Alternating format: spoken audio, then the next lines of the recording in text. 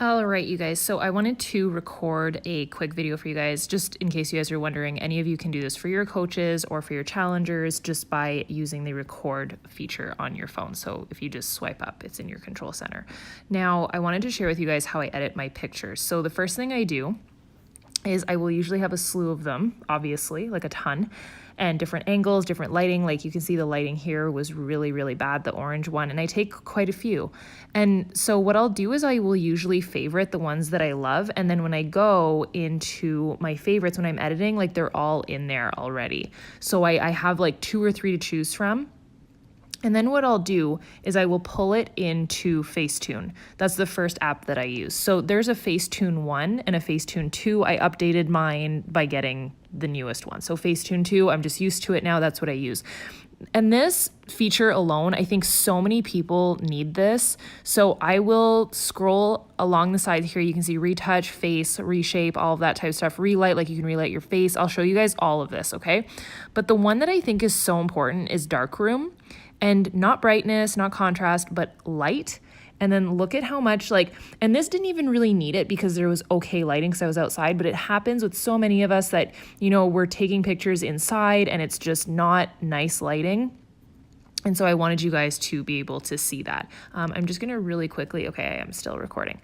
So hopefully that all of this shows up. So I will usually pump up the lighting pretty heavily, and I don't really touch anything else. I feel like when you do structure or anything like that, it can come off fake. Might sharpen it a little bit.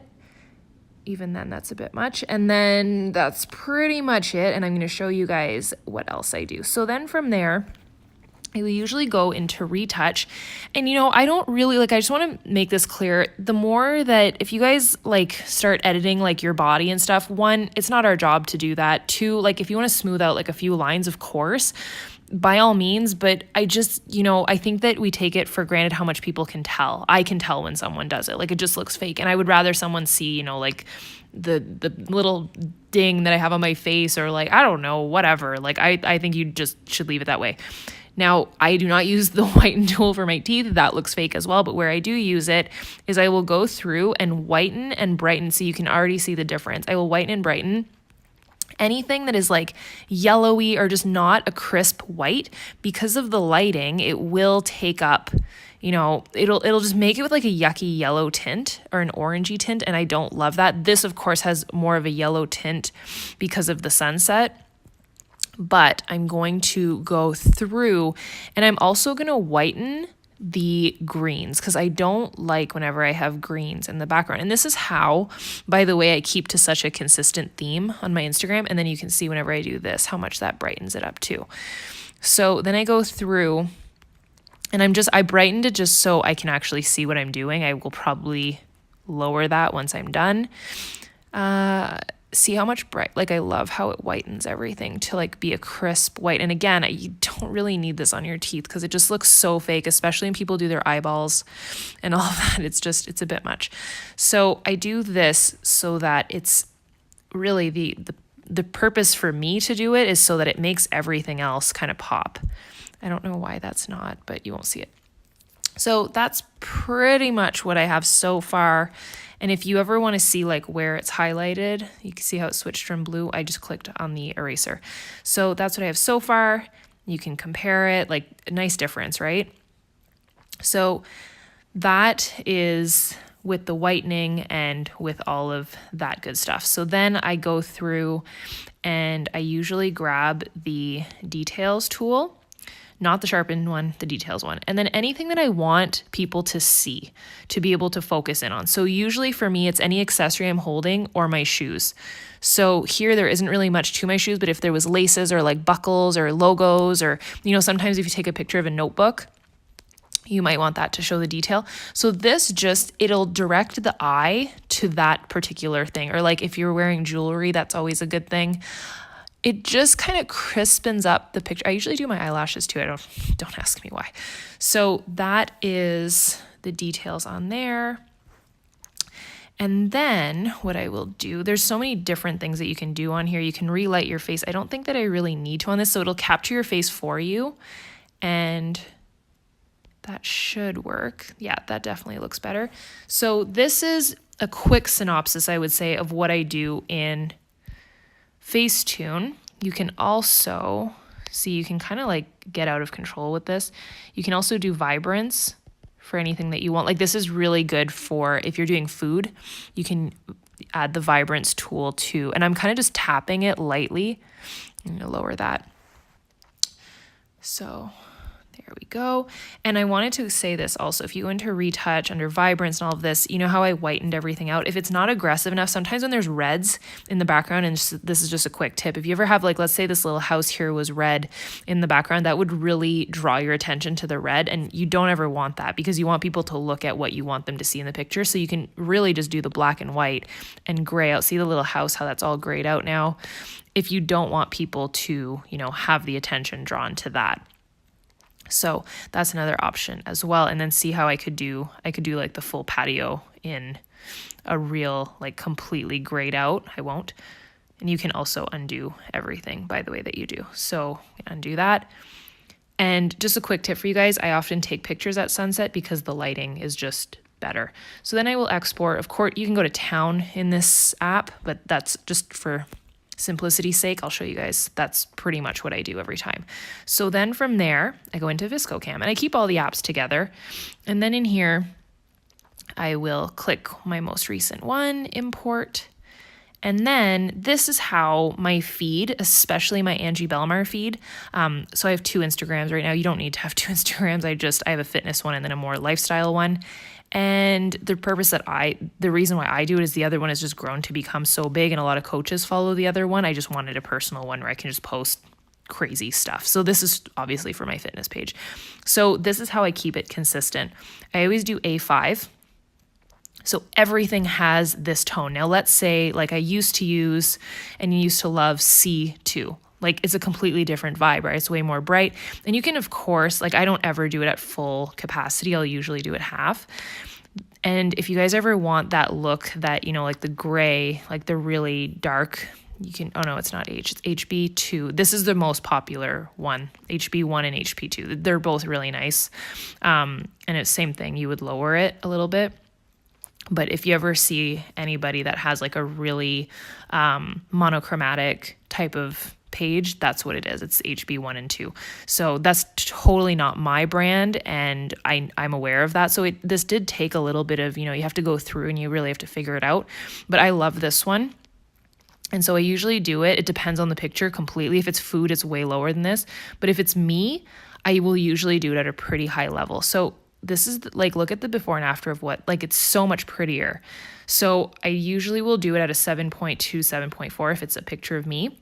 And then if it needs to be brightened, maybe, and usually that helps a little bit, but I already brightened this one, so we're good on that front. And I don't really do anything else. Other than that, I don't really do anything. But what's really cool is if you decide that you want to do, you know, a little bit of brightness, a little bit of sharpness every single time, you can actually save the full recipe. So I will usually save it from here. By the way, all these pictures are taken on my phone. I don't feel like I have to say that, but you don't need a pretty camera to do it. Like even this picture of Carl was just taken on my phone with the portrait mode. So same thing with this is a YouTube thumbnail. This other one down there on my bed, that's from my phone. So nothing fancy. So I think I exported it, right? Let's go see. It would be in my albums now. So yeah, you can really see the difference of that was before, and then this is with the filter. So what it does is it really grays out any of the greens or yellows. It lowers the temperature. That's the best way I can explain it, with keeping that pink theme. So it's like gray and pink, which is basically my brand. Now, do you need to figure out your brand right away? No. The only way you can do it is through action and posting. And I learned that the hard way. So don't be frustrated. Don't stop posting because you don't quote unquote know your brand. It will take time, but the best way to learn is you just start posting and you'll figure it out. So then from there, I open InstaSize is what it's called. Don't ask me why I use this app. I just like it. I like using the Lux tool, which I'm pretty sure you could just do this on Instagram. I usually, you know that sunshine that's on Instagram? I think this is pretty much the same thing, but it just makes your blacks blacker. It makes everything darker. So I don't do very much. I usually do a 2 to a 4 on that. And then the other thing I do, and again, this is totally on brand for me, I go into tint. And I will usually go to at least, like, the max I'll do is a 16. Depends on the picture. Oh, it's actually pretty with a lot. So what it does, you'll see like the sky turns pink and everything with this. So yeah, that's like the highest I've ever done. So then it takes out any green tint, it takes it out and it makes it pink, which if you guys know me and my brand, it's definitely all about pink. So I don't need to pay for it. This is a free app, by the way. And then I just save it. And then I have so you can see all of my other pictures that are in here. So then I go into my Instagram. This is my fitness page, and I'm going to post it to my fitness page. So from here, I will usually, and by the way, you don't have to have square pictures on Instagram anymore. So see that ugly little thing at the top left corner? I don't want that in there, but it doesn't have to be square. It doesn't really matter. But I think as long as my hair isn't cut off and my shoes aren't cut off and I'm in the full frame, that'll do very well. I get that the glass is dirty, but really, I don't care. Oh, I think I forgot to whiten some. Oh well, shit. Let's go see. See that corner there? Yes, I know that I'm being a perfectionist. Did it? No, that's just dirt. Okay, well, that's going to stay. People will be okay with it, I think. I think it's like a reflection. Okay, so stellar post. Obviously, some effort goes into it, but that's what makes for a great social media page. I'm happy with it, and then I don't usually touch it in Instagram. The only thing that I would ever say to touch in Instagram, if you really want to, is the sharpen tool, because I love it. It's not aggressive. It just, it sharpens it just a little bit. Yeah, I like it. Okay, so that is pretty much all I will do for the picture. Again, it doesn't have to be square. It doesn't have to fill up the whole thing. And from there, I will usually go into, if I literally have nothing to say, you guys, and this is literally just what I do. So I'll go into Pinterest. You guys are going to see into the way my brain works. So then I go, so today, like, what did I deal with? Yeah, I searched Buddha bowls also, by the way. I'm trying to think of like everything that I went through in my life, like what's going on in the world, what's going on with like my challengers. I think today was cool because I kind of, I did one thing that like, this has been the first post I do in 2 days because I lost my phone. So that could be something, but like everything's meant to be type of thing. So meant to be quotes. Yes, this is how I do it. And I don't copy paste it, just so you guys know. So, oh, I love that. You can't rush something you want to last forever. That's cute. And I try and pick something, obviously, that I haven't seen a ton of times before. Like, I don't know. If it doesn't open, it's not your door. Oh my gosh, I love that. That's so good. If it's still in your mind, it is worth taking the risk. Trying to think of what I can do. So usually what I'll do, just so you guys know, is I'll read through these, get a little bit inspired, either from my personal development or whatever, and I will read through these, and usually one of the, like a short quote like that will usually be the punchline at the end.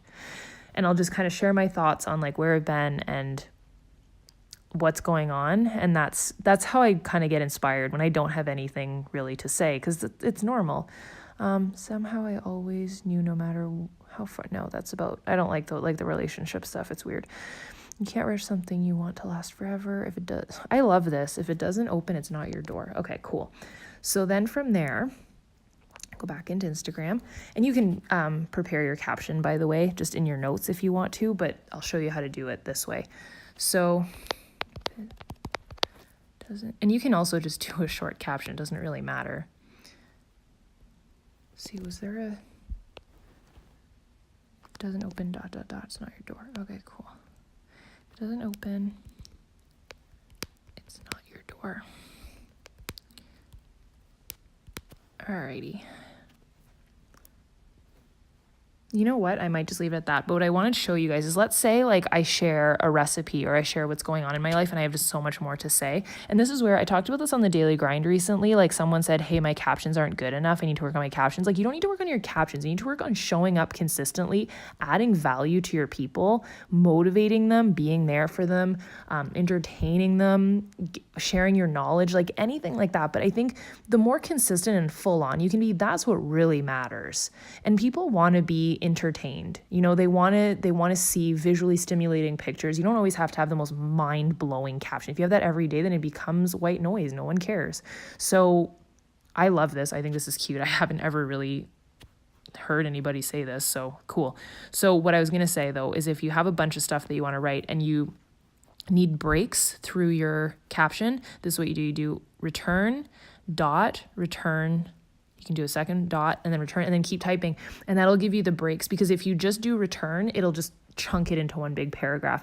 And then just a quick tip for you guys, doing a huge like 30 hashtag post, it looks spammy more than anything. It's not going to work to get your post seen more. I think Instagram just sees it as spam as well. Your followers will see it as spam. It looks desperate. So what I do is I'll usually do like 3 or 4 hashtags now, just in the bottom. These are all from Carl's page. So what I'll do is I just hashtagged this on my other page and I liked it. So love yourself first. So see how love yourself first, there's 900,019 posts about it. And if I did love yourself, there's 20 million. No one's going to see that. So make sure it's under 1 mil. Let's start with that. Love your melon. I always hashtag love your melon when I'm wearing my beanie. See 119, that's like perfect.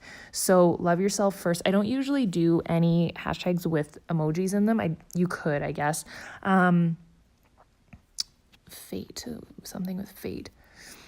Fate of the Furious. You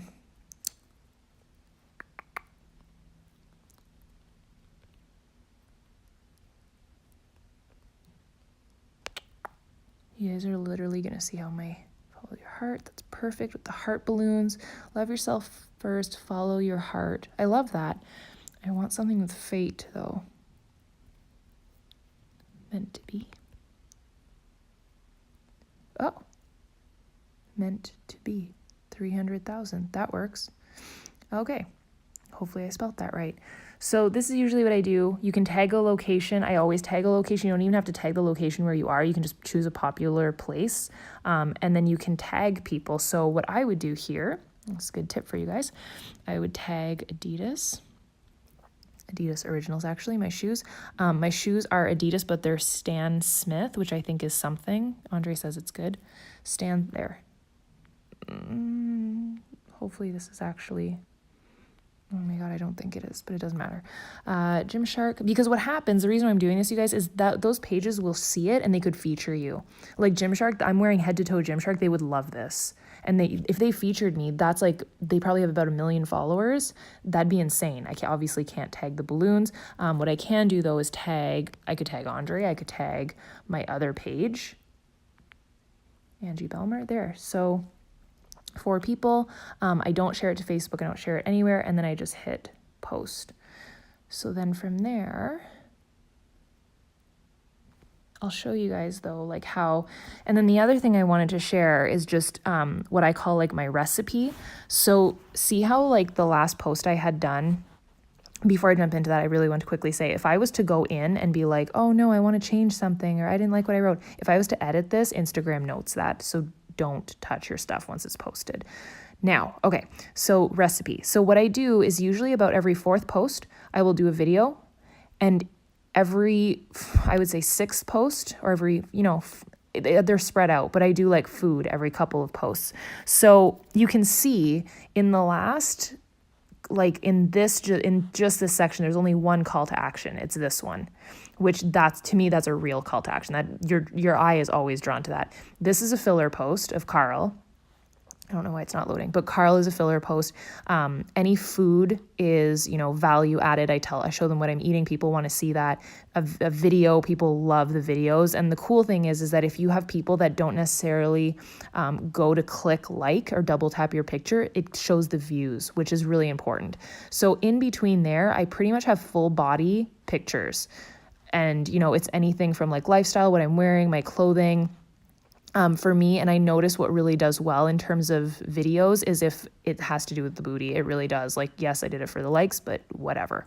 So then I leave this be and people are commenting, and then I make sure to reply right away with something that's more than like an emoji. And I try to match what they talk about. So This could be spam too, like it could just be her following the hashtag and thanking everybody or loving everything.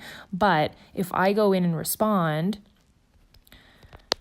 authentically, my other followers not only see that, but Instagram sees it. And so they're more likely to push my post to the popular page. So I'll show you guys in a second.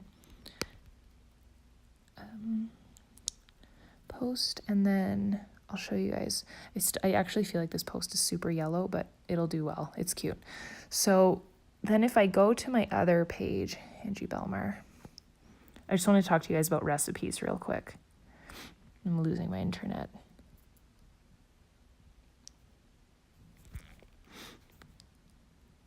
This page, the recipe is super simple. That's why I want to show you guys, because I think it's important because you can still see the filter and the consistency that I use. Yeah, I'm just going to turn off my Wi-Fi so you guys can see this. So you can still see the consistency through the feed that I have and through what I post. But my recipe for this page is really just Angie, no Angie, Angie, no Angie, Angie, no Angie. So doing things like this with the swipe, like the slideshow type of thing, really, Instagram likes that. It's like doing video. It's just different than an average picture. So this page, I really will have like a picture of just like my feet or like things that I love. Like I love Riverdale, things like that. I decided to post food on this page. And then what I did is I tagged my fitness page. So that post is doing well. It's only been up for 40 minutes. And then someone commented on there. Okay, I don't know what that is. So, you know, hopefully this is helpful for you guys. That's really what I do. If you guys have more questions, we can definitely go over it, but this is in a nutshell how I manage my Instagram. And I've started applying these rules to this smaller page, which I just opened a couple months ago. And the engagement on it is so strong. Like to have 7,000 followers and to post, you know, something like this and to have 500 likes or, like 800, like that's really high. Like this, that's very, very high engagement for such a little page. And I think it's because of the fact that it's quality, it's consistent. My recipe too is that I post about once a day and I have about 8 to anywhere from like 5 to 25 stories a day. That would be the average. Like I don't really go MIA unless I've lost my phone. So hopefully this is all helpful for you guys. Don't like hold back because you don't think that it's perfect or that you're waiting for something to happen. Like this page doesn't have story highlights and I'm still going strong on it. So yeah, I hope that all of this is helpful for you guys and we can keep going with this, but I just think it was a pretty good preliminary for you guys to be able to see it.